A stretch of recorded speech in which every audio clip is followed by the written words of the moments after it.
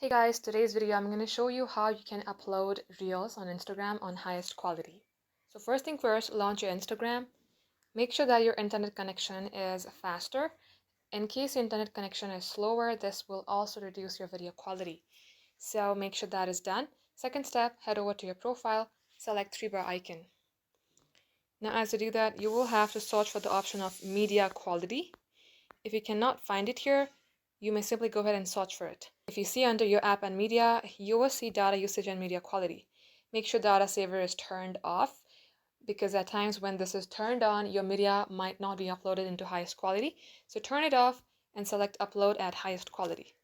Once done, head over to your settings. Let's go ahead and clear the cache of Instagram.